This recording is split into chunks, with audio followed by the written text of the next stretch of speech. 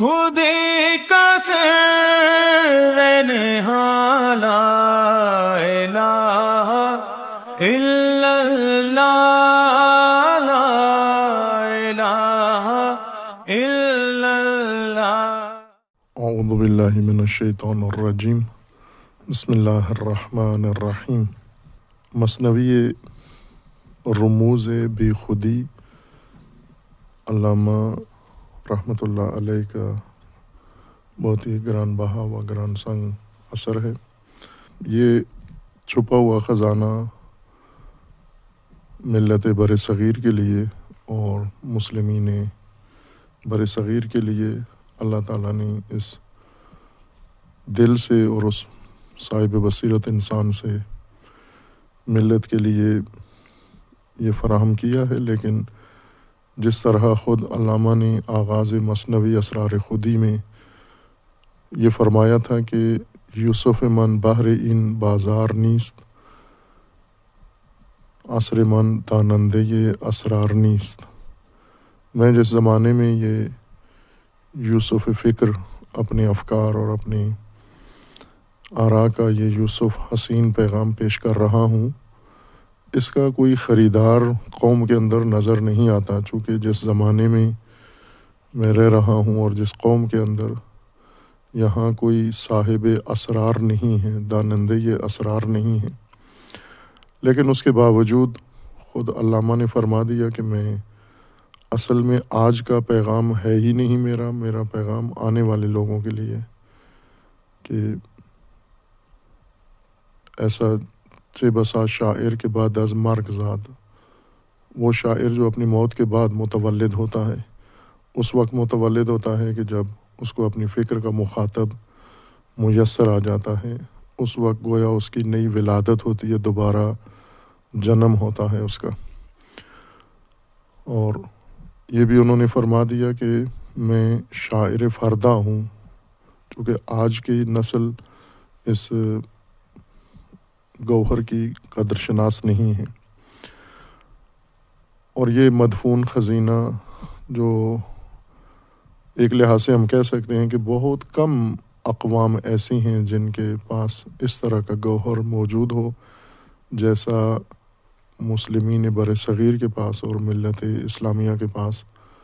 پاکستان میں اور ہندوستان میں موجود ہے۔ اور ساتھ ہی ہم کہہ سکتے ہیں کہ فارسی زبان مسلمین کے لیے بھی ایران اور اس کے علاوہ دیگر فارسی گو علاقے۔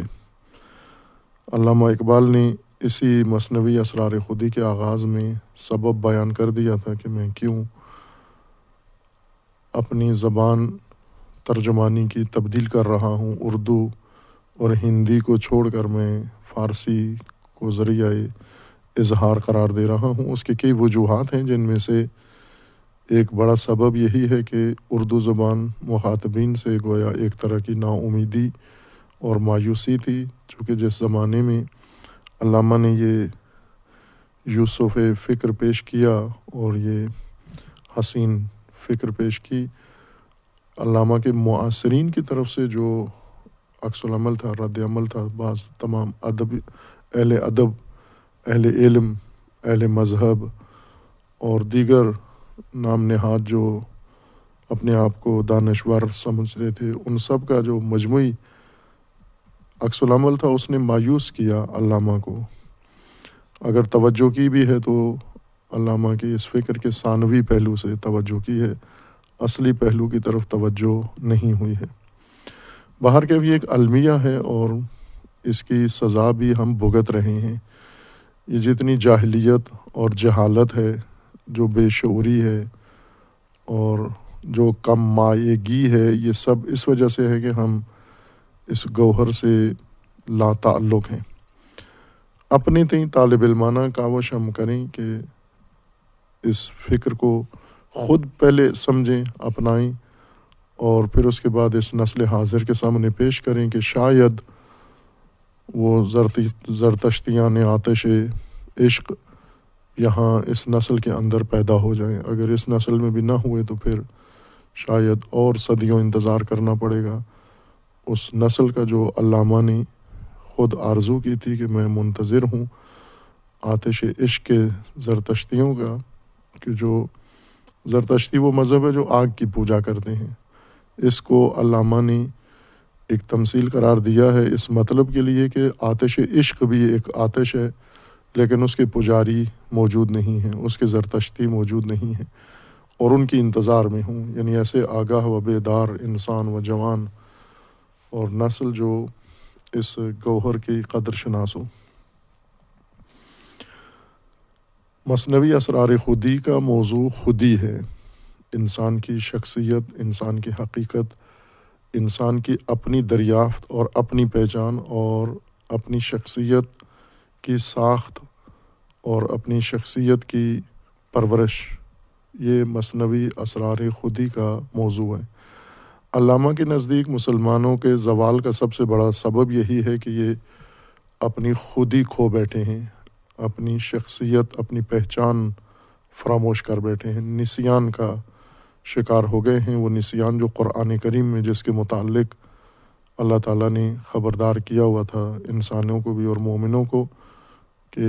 ایسا نہ ہو کہ تم نسیان خود، نسیان نفس و نسیان انفس کا شکار ہو جائیں، اس طرح سے خدا فراموش بنو کہ خود فراموش بن جاؤ تم۔ لا تکونوا کالذین نسوا اللہ فانساہم انفسہم، ایسا نہ ہو کہ تم خدا فراموش بنو اور اس خدا فراموشی کا نتیجہ یہ ہو کہ تم اپنے آپ کو بھی فراموش کر جاؤ، اور وہ خود فراموشی مسلمانوں کے اوپر یہ آفت بلیہ طاری ہوئی ہے، اور جس سے وہ اپنی ہویت، اپنی پہچان، اپنی شخصیت کھو بیٹھے ہیں۔ اور علامہ کے نزدیک دوسری اقوام کی غلامی کا سبب یہی ہے کہ اپنی شخصیت کھو بیٹھے ہیں، اپنی پہچان اور اپنی ہویت ضائع کر بیٹھے ہیں۔ اس وجہ سے علامہ کی پوری کوشش یہ ہے کہ دوبارہ تعمیر نو کریں، ملت اسلامیہ کی تعمیر نو کریں۔ اس تعمیر نو کے لیے علامہ نے سب سے پہلے شناخت دینی کی تعمیر نو سے آغاز کیا ہے، کہ سب سے پہلے ہم دین کو نئے سرے سے، کتاب خدا کو اور وحی خدا اور پیغام الہی کو نئے سرے سے شناخت کریں، اور اس شناخت کے بعد ہم آئیں تعمیر نو کریں، عملاً وہ شیرازہ بندی کریں، پھر مجدداً کریں جو ایک دفعہ شیرازہ بندی ہوئی تھی اس ملت کی رسول اللہ صلی اللہ علیہ وآلہ وسلم کے دست مبارک سے، اور بکھر گیا یہ شیرازہ، یہ نظام منتشر ہو گیا، اور یہ ملت حالت امت سے نکل کر ایک ریوڑ کی شکل میں چلی گئی، اور اس کے اندر ایسے اسباب و عوامل داخل ہوئے جس نے اس کو بے ہویت اور بے شخصیت بنا دیا ہے۔ لہٰذا تعمیر ملت کا دوسرا اہم رکن علامہ کے نزدیک یہ ہے کہ ہم نئے سرے سے انسان کی خودی، پہلے انسان کو انسانیت بتائیں، اور پھر انسان کو اس کی ایمانی شخصیت سے متعارف کروائیں، اور ایمانی شخصیت سے پھر اسے ہم لے آئیں اسلامی ملت کی تشکیل کی طرف، اور دینی ملت کی تشکیل کی طرف، اور ملت ایمانی کی طرف۔ مثنوی اسرار خودی کا لب لباب یہی تھا، یعنی خود فراموش ملت کو خود ساز بنانا، اس کی خودی کی پرورش کرنا، اس کی خودی کی تعمیر کرنا۔ اور جب خودی تشکیل پا جاتی ہے، فرض کریں چونکہ نصاب کی حد تک اور علامہ کے کلام کی حد تک وہ عمل ہو چکا ہے، ہر چند میدان میں نہیں ہوا، اور ملت کے اندر عملی طور پر ملت سازی کا یا خودی کا عمل نہیں ہوا۔ علامہ کے زمانے سے آج کا زمانہ اگر ہم دیکھیں، علامہ کی وفات کے دن کو اگر ہم قرار دیں زمانہ علامہ کا آخری وقت 1938، اور پھر آج کا زمانہ اگر ہم دیکھیں تو یہ عرصہ مزید جس زوال پہ علامہ گریہ کناں تھے اس سے کہیں زیادہ پستی آج حاصل ہو چکی ہے۔ یعنی یہ 80 سالہ پستی اگر موازنہ کریں اس زوال سے جس پر علامہ رو رہے تھے، تو آج بدرجہ پستر ہو چکے ہیں ہم۔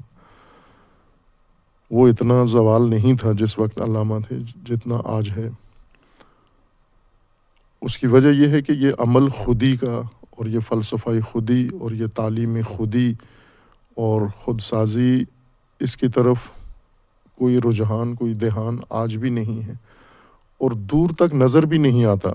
یعنی موجودہ نسل میں اس طرح سے یہ احساس مفقود ہے کہ ان کی اولادوں میں بھی نظر نہیں آتا کہ ان کی کس پشت پہ جا کر یہ احساس بیدار ہوگا. ان کی حالت سے لگتا ہے کہ شاید ان کی چند نسلیں مزید بھی اسی پستی کی طرف جائیں گی اور اسی گھاٹے کی طرف جائیں گی. لیکن علامہ کے کلام میں اور علامہ کے اس بیان کے اندر وہ نظام مکمل طور پر تبیین ہو چکا ہے،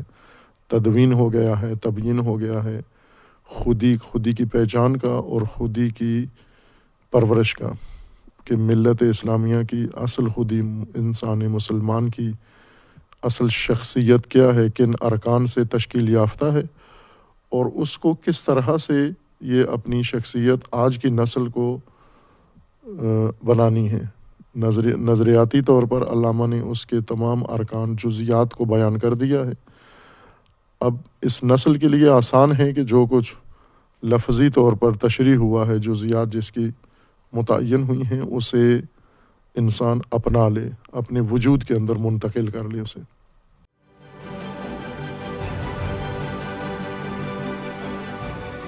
عکس، سچائیوں اور حقائق کا عکس.